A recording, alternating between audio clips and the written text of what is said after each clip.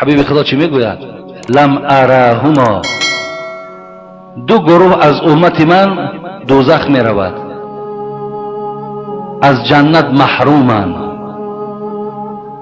لم ارهما، این دو گروه را من در حیاتی که دارم، همین 63 سالی که حیات ببینم، در این حیات خودم اینها را من نمی بینم، بلکه اینها آینده می برایند. لیکن شما به گوش اونا رسانین که پیغمبر شما 1450 سال پیش درباره شما گفتگی است.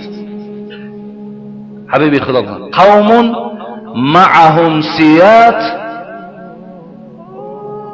كأذناب البقر یضربون بها الناس. یکون گفتن قوم می براید که در دستهای خود تیاق دارند، تیاقهاشان مثل دنب گاو است، مردم بیگناه را می زنند. مردم دوبینکا مثل دنب گاو است، با این مردم بیگناه را می زنند. اینا را گفت ظالم هستند، خداوند حق این بندگانش در روز قیامت از اینها میگیرد.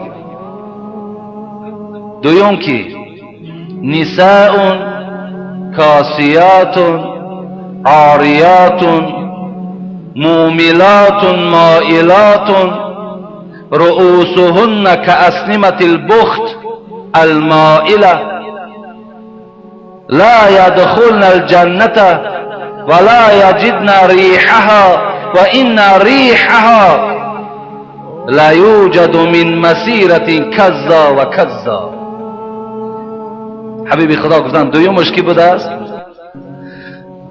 زنهای می براید که لباس دارن، لباس پوشن، کرته دارن، پاچه دارن، رویمال دارن، عاریاتون، لیکن آنچنان لباسی دارن که بدنهاشون میتابد، لباسهای بدن نما، لباسهای شفاف، لباسهای تنگی که همه اعضای او را در بیرون ظاهر کرده است. موملات مائلات. حبیب خدا گفت بدبختیش در این است که این گونه لباس پوش در چند آدم دیگر این لباسش تأثیر میکند و اون اطرافی ها هم پیروی این میکنن، تقلیدی در این میکنن. و بدبختی دیگرش این است گفت که عاقبت اینها دستی به جنایت میزنند، دستی به زنا میزنند، مردها را